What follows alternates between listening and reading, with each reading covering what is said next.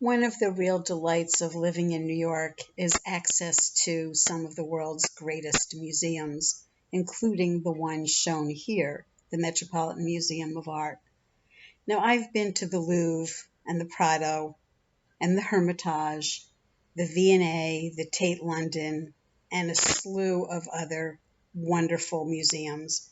But every time I come back to the Met, I'm awed by how fantastic it is. It's perhaps the best of all of them. It's an encyclopedic museum. It has 14 different curatorial departments, and they collect everything from china, crystal, paintings, sculpture, clocks and watches. They even have buildings inside of their buildings, and historic rooms, and furniture, Fabergé eggs, photographs, everything that you can possibly think of. Oh, and let's not forget jewelry. And of course, the reason that we're here today is they have a collection of several hundred sweaters.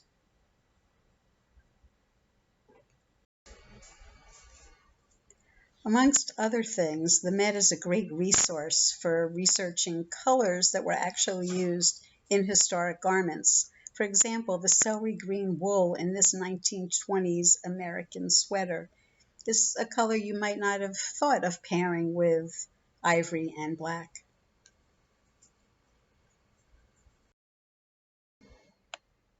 Many of you are probably familiar with the black and white bow sweater by Elsa Schiaparelli, the Italian who was practicing in France in the 1930s. This is another of her sweaters. It's wool, and it's shown here over a reproduction dress. What I found particularly interesting about this, other than the fact that it's my favorite period, Art Deco, and my favorite style, is who the donor is. The credits for this donation are given to someone named Miss Neil Mergentime, and she gave this to the Metropolitan Museum in 1941. Now, if it was made in the 30s, it means she owned it for a very short time, and I thought that's pretty unusual. Also, the fact that they called her Miss stood out for me. So I went to the trouble of researching who Miss Neil Mergentime is, and I learned that sometimes the donors are even more interesting than the thing that they have donated. That's certainly the case with her. She was merely 21 years old, a graduate of Skidmore College, when she was able to donate not just this, but a slew of couture clothing and hats.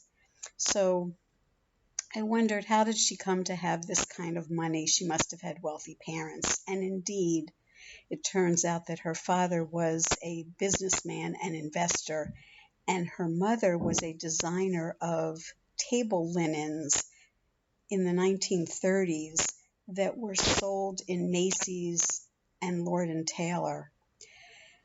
Not only that, her mother was commissioned by Donald Deskey, the chief interior designer of Radio City Music Hall, to create a fabric called Lilies in the Air that covers the walls of the ladies' lounge in Radio City. If you've ever been there, and if you've ever been on a tour there, you can see all the different restrooms, and that particular one is a very, very beautiful one.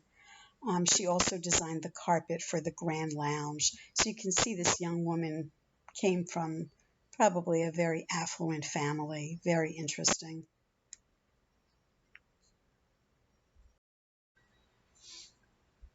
Take a look at the label that she used. It almost looks like it's handwritten.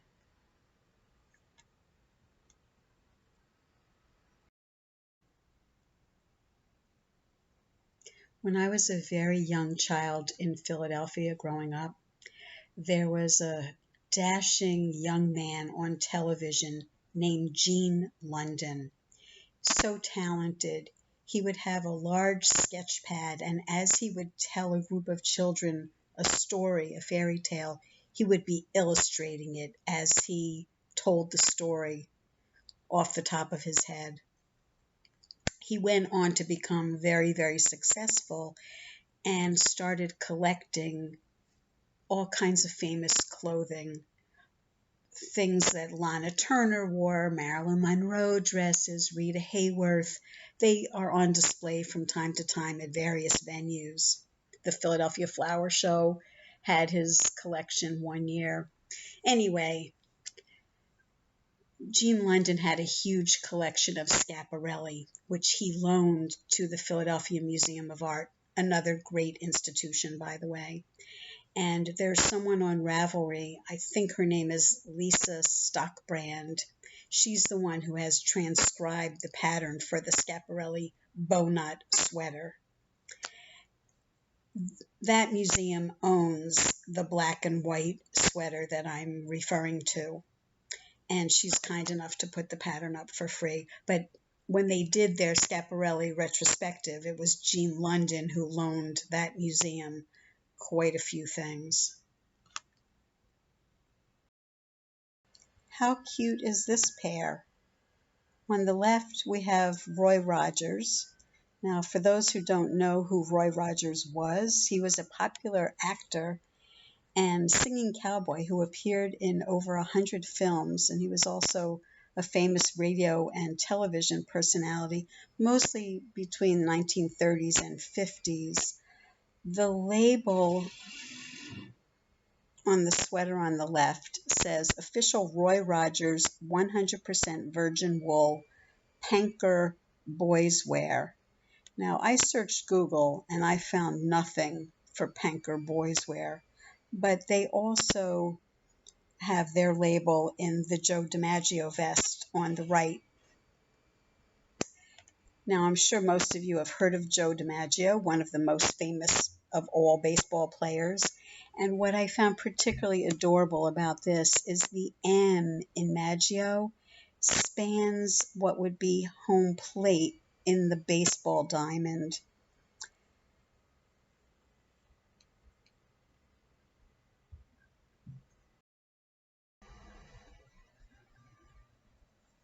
Here we have another American sweater of wool. It dates from 1915 to 1920. And I just wanted to point out the beautiful coral color, because for those of you who are trying to do historically right coloring for your own personal knitwear, this gives you an idea of what they were actually using in that time period. It's beautiful, isn't it?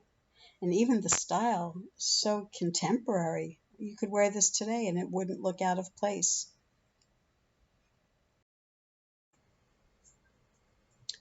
Bernhard Altmann was practically synonymous with cashmere. He was an Austrian who escaped Nazi Germany and brought cashmere to North America on a mass scale in the 1940s.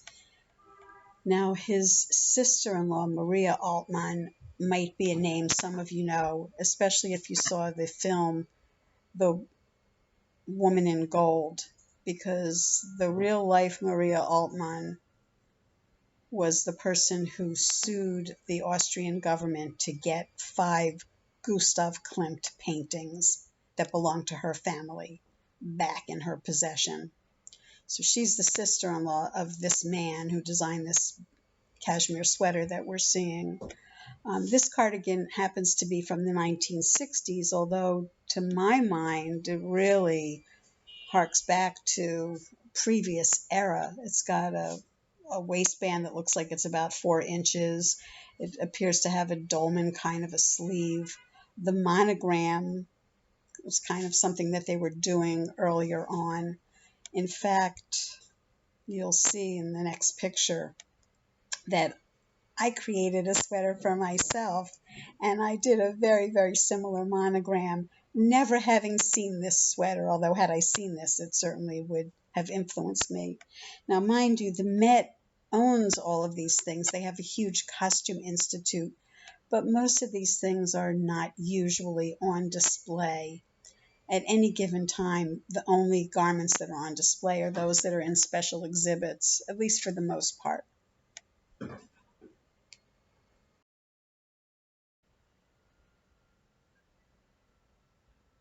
While this sweater may look Scandinavian to you, it's not. It was designed by a woman named Berthe Weichmann, who worked for the Jantzen company. Now, you'll probably remember Jantzen as a swimwear company, but in the 40s, they did branch out into sweaters. Shortly after this, Berthe left Jantzen to go to work at Pendleton. And in 1949, she designed the 49er for Pendleton, which is a famous plaid kind of lumberjack jacket, a takeoff on their menswear. This was the first time they had done things for women. And of course, she had tremendous success there. I read that in 1956 alone, one single button style Pendleton purchased $150,000 worth for those 49ers.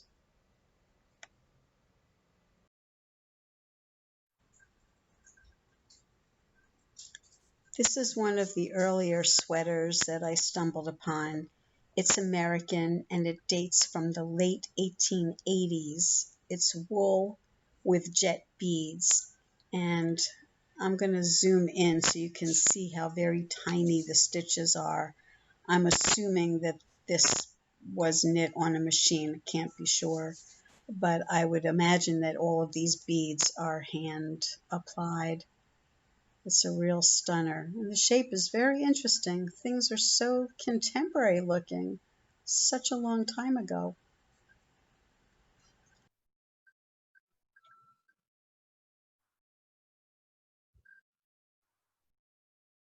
This very early sportswear sweater combines the aesthetics of fashionable dress through its large gigot sleeves and overall silhouette with the informal sportiness inherent in any knitted fabric. Casual wear such as this is rare in museum collections because of the nature of its use and the intrinsic value people placed on more formal attire.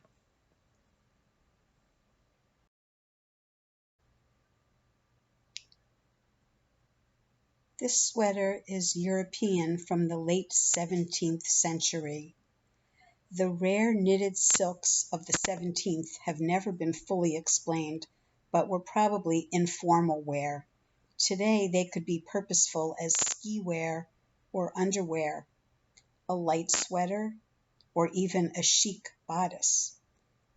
They were decorated to be seen, and although they're not represented in paintings of the period, their role was clearly as a comfortable year-round clothing, more consequential than any season's novelty.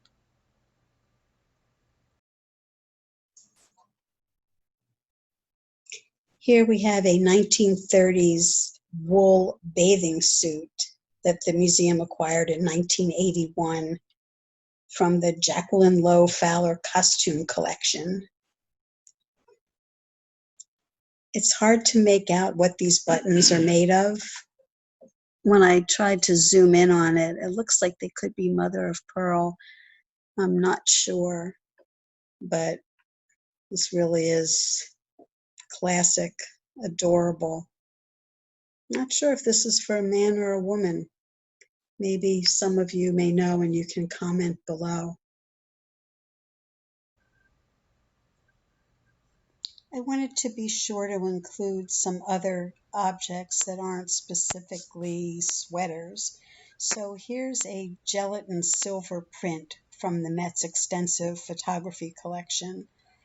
The photographer was James Vanderzee. He was an American from Lenox, Massachusetts, who lived from 1886 to 1983. And this photograph is entitled Basketball Team Wearing Monogrammed Sweaters.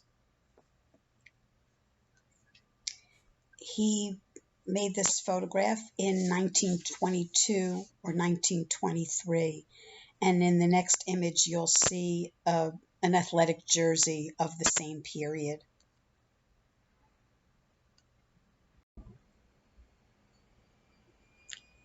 This painting is Young Woman Knitting, circa 1883, by French artist Berthe Morisot.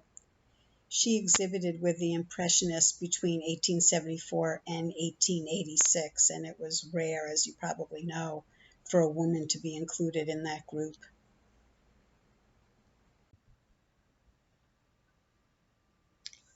This portrait by famous Philadelphia artist Thomas Eakins, who lived from 1844 to 1916, is entitled Mrs. Mary Arthur, and he painted this in 1900.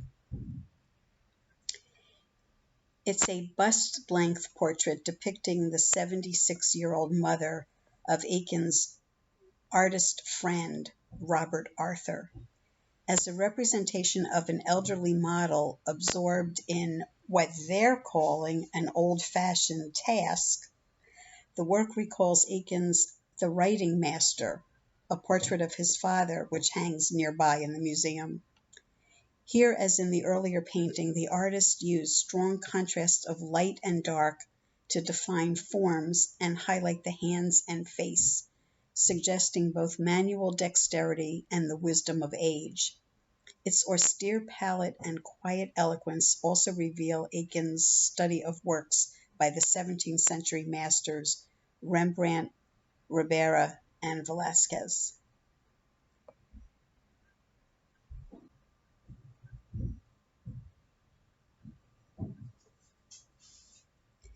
This is a photograph from 1864 by an unknown photographer, and they're calling it I Sell the Shadow to Support the Substance.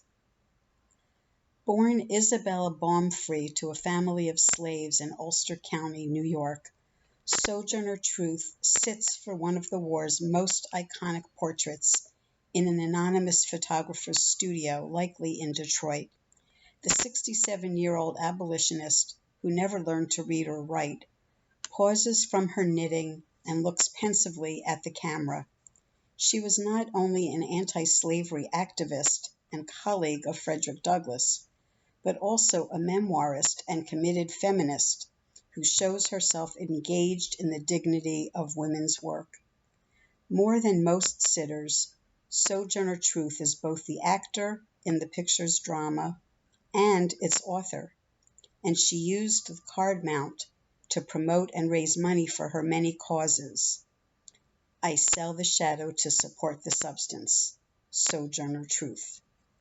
The imprint on the verso features the sitter's statement in bright red ink, as well as a Michigan 1864 copyright in her name.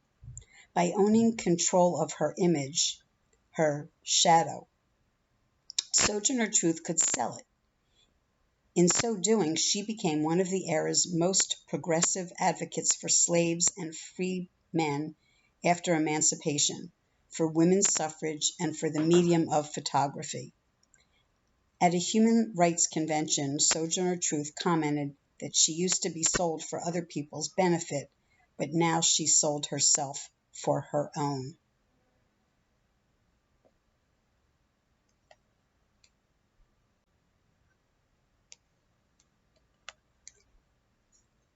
This is by the Seashore by Auguste Renoir from 1883.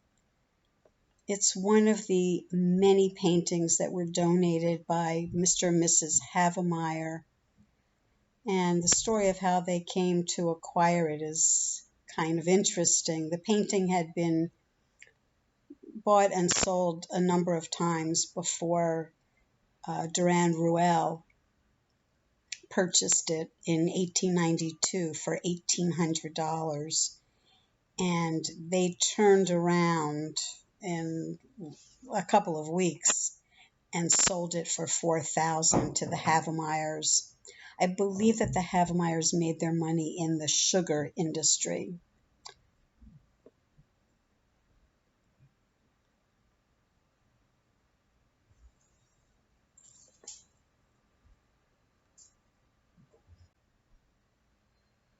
It's not entirely clear if the subject is knitting, but she's certainly doing some kind of needlework, and it's apparent that she's very sweet, just like the Havemeyers' business, and sugar probably would not melt in her mouth.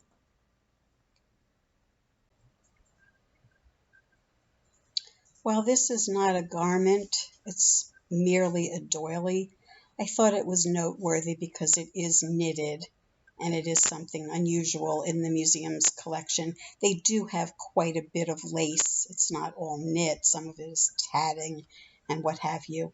But this is from Paraguay and it's dated 19th century, and the museum acquired it in 1908.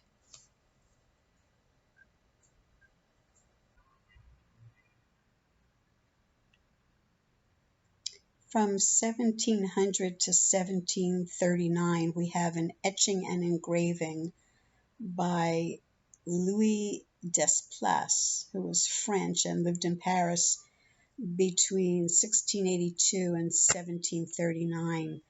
The original French title is Éducation sèche et rebutante donnée par un prude, which translates to the dry and forbidding education given by a prude. And once again, you can see those double-pointed needles in action.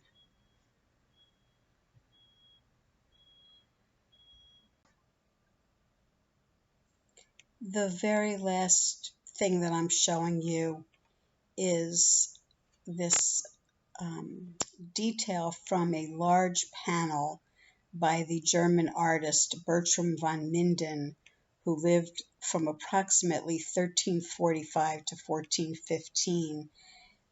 It's an altar piece called the Buxtehude altar, and currently it's on loan to the Kunsthalle in Hamburg, Germany. Notice that she too is holding double-pointed needles. I guess it was a thing if you didn't have circular needles back in the Middle Ages. Well, it's been really great spending all this time with you. I hope you've enjoyed this, and toodaloo, I'll see you next time.